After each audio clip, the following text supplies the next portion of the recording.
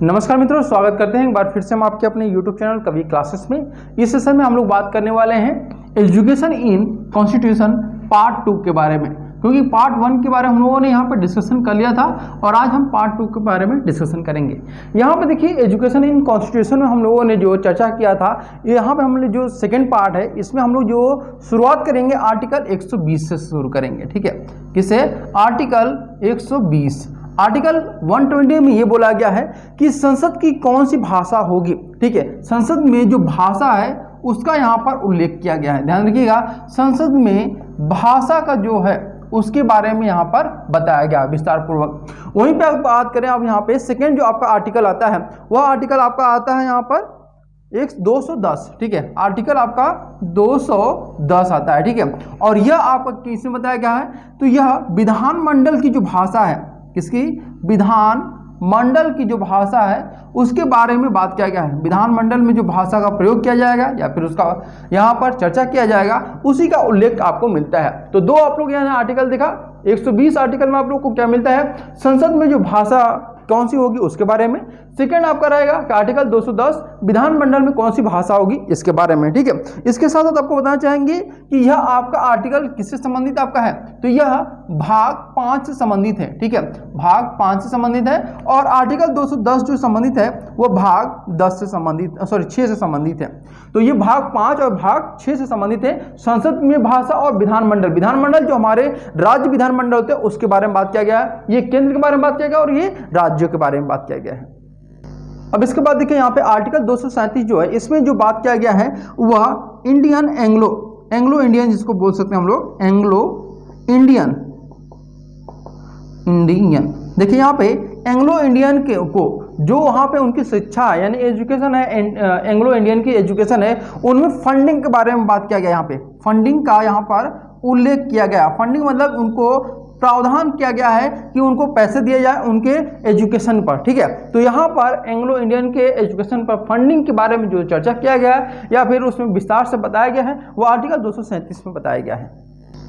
अब देखिए यहाँ पे आर्टिकल 343A, ये बहुत ही फेमस आपका आर्टिकल है, क्योंकि इसमें क्या कहा गया है? इसमें साफ तौर पे बोला गया है कि भारत की राजभाषा, ठीक है, भारत की जो राजभाषा होगी वह क्या होगी आपकी? वह हिंदी होगी। ठीक है, और इसकी लिपि क्या होगी आपकी?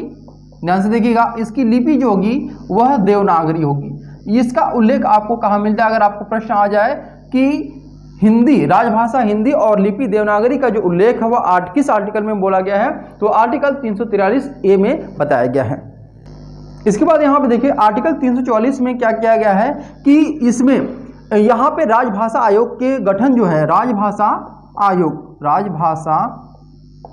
आयोग की गठन के बारे में यहाँ पे बताया गया है। आयोग, यहाँ पे एक मिनट, हाँ देखिए, आयोग का जो गठन हुआ है उसके बारे में यहाँ पे बताया गया है कि इसमें जो गठन हुआ है वह कब हुआ था, इसके बारे में बताया गया है।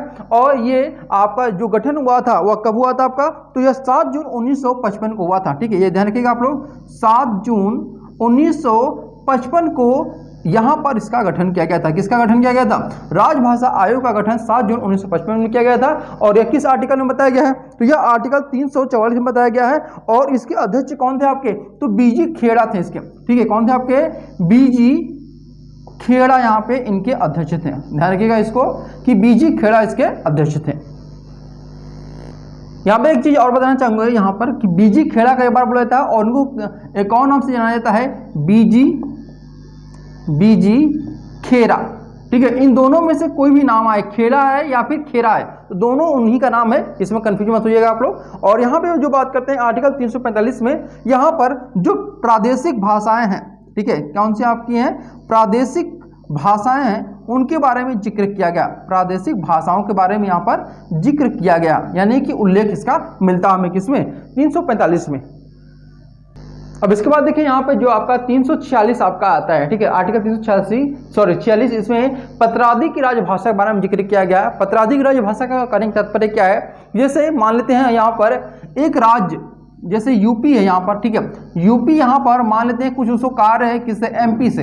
और यहाँ पर यूपी और एमपी में जो पत्राचार होगा, जो यहाँ पे बातचीत होगी, जिस भी माध्यम से बातचीत होगी, उसकी कौन सी भाषा होगी, उसी भाषा के बारे में जिक्र किया गया है 346 में। ठीक है, अब यहाँ बात किया गया 347 में क्या, कि समूह द्वारा बोली जाने वाली भाषा, अर्थात कि मान लेते हैं किसी भी राज्य की, मान लेते हैं यूपी जो राज्य आपका है, ठीक है, यहाँ इस राज्य यूपी राज्य के जो कोई एक समूह मान लेते हैं कि एक समूह है, एक संगठन है, ठीक है, उस जनसंख्या मान लेते कुछ जनसंख्या है, 1000 जनसंख्या है, और वो जो संख्या क्या करती है, 1000 जनसंख्या, वह एक भाषा बोलती है, मान लेते भोजपुरी भाषा बोलती है। तो भोजपुरी भाषा जो बोली जाने वाली भाषा वो भोजपुरी है, तो उसी का जिक्र किया गया किसमें, 347 में। अब भोजपुरी का जिक्र इसमें नहीं किया गया, मैंने सिर्फ एग्जाम्पल बताया है। जैसे कि मान लेते यूपी है और यूपी में कोई जनसंख्या है, मान लेते बनारस एक यहाँ पर एक कहते हैं कि क्षेत्र है, उस क्षेत्र में 1000 लोग ऐसे रहते हैं जो कि केवल भोजपुरी बोलते हैं, तो उस क्षेत्र की जो भाषा होगी उसका उल्लेख हमारे संविधान में भी है, और वो संविधान का कौन सा आर्टिकल है, तो 347 आर्टिकल है। अब देखिए यहाँ पे 348 में क्या कहा गया है कि जो हमारे सुप्रीम कोर्ट है या फिर यहाँ पर हाई कोर्ट है, ठीक है, या फिर इसके अलावा जो हमारे विधेयक होते हैं, ठीक है, विधेयक होते हैं, उनका जो चर्चा होता है या फिर उन पर जो बिल पास होता है, या फिर सुप्रीम कोर्ट हाई कोर्ट कौन सा यहाँ पे भाषा का प्रयोग करते हैं, उन भाषाओं के प्रयोग के बारे में जो उल्लेख मिलता है वो हमें 348 में मिलता है कि सुप्रीम कोर्ट, हाई कोर्ट, या फिर जो हमारे कह सकते हैं कि जो जिले के न्यायालय होते हैं वह कौन सी भाषा का प्रयोग करते हैं, उन्हीं भाषाओं का जिक्र हमें 348 आर्टिकल में मिलता है। यहाँ पे देखिए आर्टिकल 350 जो है इसको दो भागों में हम लोग डिवाइड करके जानते हैं। आर्टिकल 350 आपका ए, ठीक है, इसमें क्या कहा गया है, और आर्टिकल 350 बी।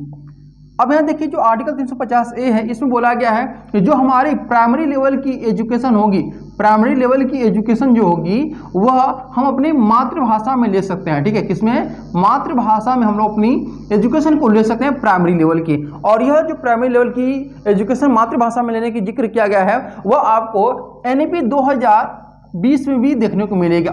ठीक है, NEP 2020 में यह भी बोला गया है कि आप प्राइमरी ही नहीं बल्कि अपर प्राइमरी स्कूल में भी क्या कर सकते हैं, अपनी मातृभाषा में अपना एजुकेशन प्राप्त कर सकते हैं। इसके अलावा 350 बी में यह बोला गया है कि जो अल्पसंख्यक होंगे, ठीक है, जो अल्पसंख्यक समुदाय के व्यक्ति होंगे या फिर जनसंख्या होगी अल्पसंख्यकों की, उनके लिए राष्ट्रपति क्या करेंगे, अल्पसंख्यक, उनके लिए राष्ट्रपति क्या करेंगे, एक भाषाई अधिकारी का नियुक्ति करेंगे। किसकी, भाषाई अधिकारी का यहाँ पर नियुक्ति करेंगे। ठीक है, इसका यहाँ पे जिक्र किया गया, उस भाषाई अधिकारी का यहाँ पर जिक्र किया गया। उम्मीद करते हैं आप दोनों को समझ में आया होगा। 350 ए में जो आप लोग का प्राइमरी लेवल का एजुकेशन हुआ मातृभाषा में ले सकते हैं, यह हम लोग का जिक्र किया गया है किसमें, 350 ए में। और 350 बी में अल्पसंख्यक जो भाषाई अधिकारी है उसकी नियुक्ति कौन करता है, आपका राष्ट्रपति कर सकता है। अब बात करते हैं यहाँ पर हमारा जो आर्टिकल 350 है, ठीक है, आर्टिकल 350 ये आपका क्या है, लास्ट वाला, सॉरी 351 है। ठीक है, आर्टिकल 351 ये हमारा आज का आखिरी आर्टिकल है जो कि आपका एजुकेशन से संबंधित है। इसमें बोला गया है कि हिंदी भाषा का विकास होगा। ठीक है, हिंदी भाषा के विकास के बारे में यहाँ पर बोला गया है। ठीक है, हिंदी भाषा का जो विकास है उसके बारे में यहाँ पर उल्लेख किया गया है कि 351 आर्टिकल के तहत हम लोग हिंदी भाषा का विकास कर सकते हैं। इसके अलावा हमारे यहाँ शास्त्रीय जो भाषा है उनका भी जिक्र किया गया है, लेकिन इस वाले टॉपिक हम लोग शास्त्रीय भाषा के बारे में जिक्र नहीं करेंगे क्योंकि वह भी आपका कॉन्स्टिट्यूशन में आता है, लेकिन उसको हम लोग अलग चैप्टर में पढ़ेंगे। ठीक है, तो उम्मीद करते हैं आज हम लोगों ने जो एजुकेशन इन कॉन्स्टिट्यूशन पार्ट 2 पढ़ा हुआ है वो आप लोग को अच्छे समझ में आएगा। इसमें देखिए केवल आर्टिकल है, यहाँ से आपका एक प्रश्न पक्का है कि पूछने वाला है, क्योंकि आर्टिकल जो आप लोग को रहता है उससे प्रश्न पूछने वाला यहाँ पे पक्का रहता है।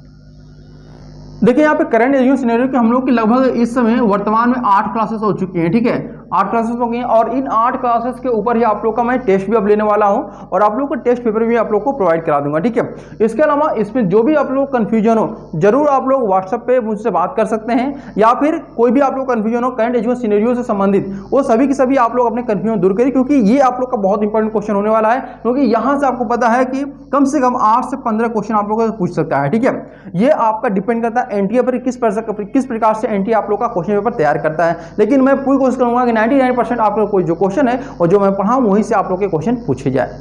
ठीक है, इसके अलावा आप लोग को बाजार में एक बुक्स भी आ चुकी है जो कि प्रिस्टाइन पब्लिकेशन की है, वो बुक्स भी आप लोग जरूर परचेज करिए, क्योंकि उसमें बहुत सारी चीज़ें यहाँ पे आप लोग को प्रैक्टिस सेट की तरह दी गई है। ठीक है, आप लोग के जो भी चाहे भाषा के हों आप लोग, या फिर आप लोग साइंस के हों, या फिर आप लोग सोशल साइंस के हों, किसी भी ग्रुप के हों, आप लोग के लिए बहुत इंपॉर्टेंट आपका प्रिस्टाइन पब्लिकेशन का बुक है, उसको आप लोग जरूर परचेज करिएगा। तो उम्मीद करते हैं सारी चीज़ें यहाँ पे कंफर्म हो चुकी होंगी। तो फिर मिलते हैं आप लोगों से अगले वीडियो में, तब तक के लिए thank you so much for watching this video.